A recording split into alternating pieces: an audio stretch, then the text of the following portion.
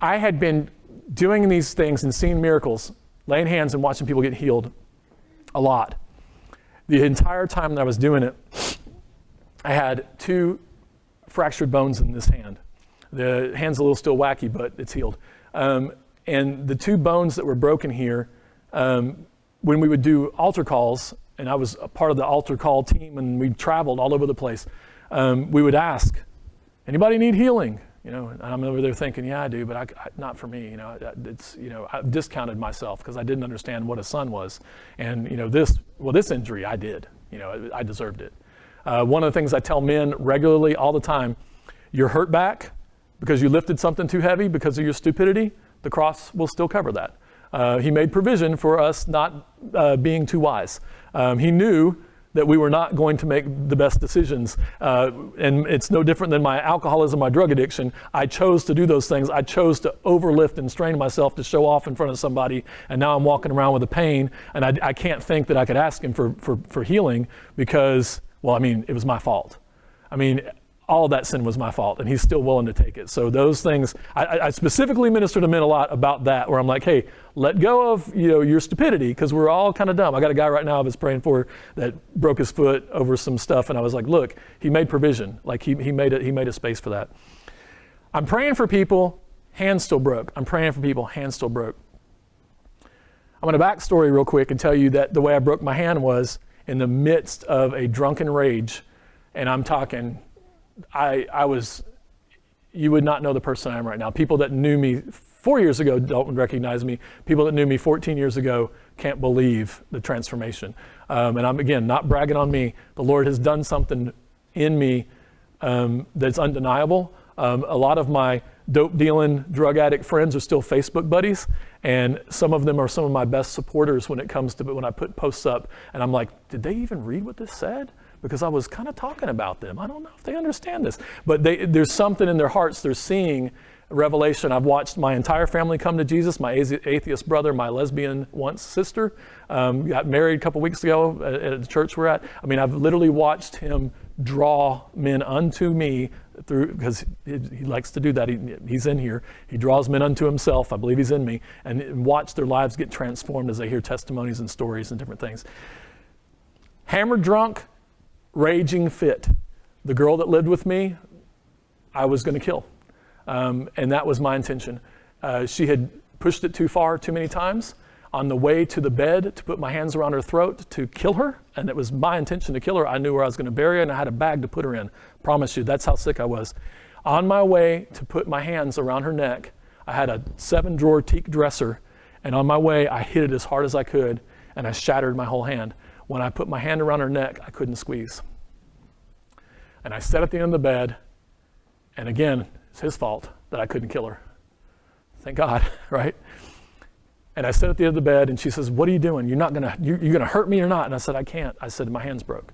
So we go to the ER after I sobered up, maybe. I might have done some drugs to get there, I don't remember. But we go to the ER, they put a cast on me, they set the bone. I'm in the process of flipping houses at the time, and the cast is in my way. I've got the deadlines to meet. I get drunk a night, and I saw the cast off. I take the cast off my arm, and I go back, and the next day I happen to have to do a bunch of tile work, and I'm running a hammer drill thing, and I literally jar the bones completely loose, and they never healed properly. And so for almost 9 years, every time that I clap my hands, I experienced pain. If I shook a man's hand, I felt a twinge of pain. And what happened was, and I'm going to get back to the other part of the story, I was suffering because of what I'd done, and I was okay with that because it was my fault. I go to a church meeting, a house meeting with my friend. We had just started the meeting. The worship kicks on for a second. Holy Spirit says, ask him to pray for your hand. And I'm like, and see, so humbling myself and taking that pride out, because now these people are my, I'm a pastor in this group, and I work with them, and I don't want to show weakness. I mean, that's what the world would tell me. But that's exactly what we need. Guys, I'm going to be real. We need pastors who are willing to go, get on their knees before men and say, Lord, humble myself and I'll heal this land. Like watching people come to that place of humility will break that enemy off of people over and over again, that fear and that it's just being scared. Lord says, asking to pray. I said, hey, Brent, I said, I need you to pray for my hand. He goes, what's wrong? I was like, dude, I got 2 broken bones. He's like, what? So we've known each other now for like 2.5 years. I've been traveling all over the country with him. And he's like, why didn't you ever say anything? I was like, dude, it's pride. I mean, it's just being real. And he goes, okay. So he grabs my hand and he says, be healed in Jesus' name. Says a simple prayer. When he says the prayer, up my shoulder went what felt like a shot of Novocaine. And I used to love like when they would give you that lidocaine, when they'd give you that burning, and it'd just get in my system. I'd be like, yeah, because that's what I lived off of. But it goes up me, and as soon as it goes up me, I felt the Lord, I saw him come to me. My hand's been healed. It's done. It's finished. Didn't matter. Bone's done. It's not about my flesh. He comes in, and I watch the Lord's hand come in. He reaches over here, and he goes, and he ripped a badge of dishonor off my heart. It wasn't about the hand. It was never about the bones in the hand. The Lord was wanting this fixed. He wanted to see this get transformed. He wanted to see this so I could sit before you right now and weep and not care. It's on video. Put it all over the world. He's that good. He tore off the shame that I'd been living in. Every time I shook a man's hand and it hurt, I was a monster. I'm a murderer. I'm a drunk. I'm a beast. I could never get past that mentality because that's who I was. In my heart, as a man thinks in his heart, so is he. And in my heart, I felt like a monster. And I was doing good things for people, and I was loving people well, and I was doing the best I could, but I couldn't love me very much because I wasn't worth it. And in that instant of healing my bone, everything changed. Sonship made sense. The scriptures started, I could receive them because before I couldn't accept the words he spoke over me. I couldn't accept the prayers you spoke over me because the way I felt inside.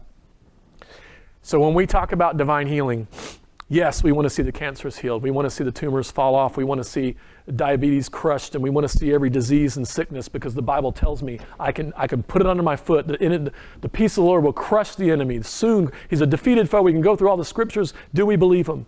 Do we believe he's who he says he is? Do we believe his word is true? Do we believe we can actually do these things and more? He says we'll do greater works than these. I haven't done the basic works. I haven't raised the dead yet. I'm going to do the more. I want to see what is completely available.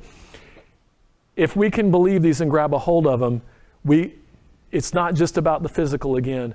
Yes, the cancer goes, the tumor goes. The underlying cause of all those sicknesses, 9 times out of 10, is a place here where they've experienced a trauma, they've experienced a heartache, they've been slighted, they've been lied to, they've been cheated on, an infidelity, or whatever it is that you name the list of stuff, we internalize it, we sit on it, and it starts to make us weary, it starts to make us sick, we don't really want to get out of bed anymore, depression kicks in, and I was speaking about this earlier to somebody. It really hit me when I read John 10:10, and it says specifically that the enemy only comes. So his little whisper in Ray's ear that says, hey Ray, you know, and you buy into that little whisper, it's the beginning of him leading you down a trail of death. He's not looking to tickle your ear. He's looking to take you out. And it's talking about it before, it's the little foxes that come to steal that fruit. It's the little whispers of your insecurity. I will promise you from my car to coming into this room, I heard everything spoken into my ear that you can't imagine. You know your ears hurt. You shouldn't even be up there talking about healing. You don't know anything about healing. You can't heal yourself. Who do you think you are going up there talking about that? You've only been doing this 6.5 years. Some of these people have been doing this 20 or 30 years. You're going to walk in there and make a fool of yourself. Blah, blah, blah, blah, blah. I mean, it was chatter all the way up here. So when Ron said, can we worship? I was like, yes, Lord. Because what happened in a minute over there was I got right-sized minded thinking and went, it's all about you. There's about to be a move in here. Jesus is going to show up. Woo! And in that, I mean, I'm free.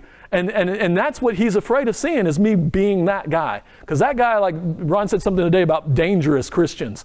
I want to be the dangerous one. I was the dangerous kid. I want to be the dangerous Christian. I want to be the one that's going out and doing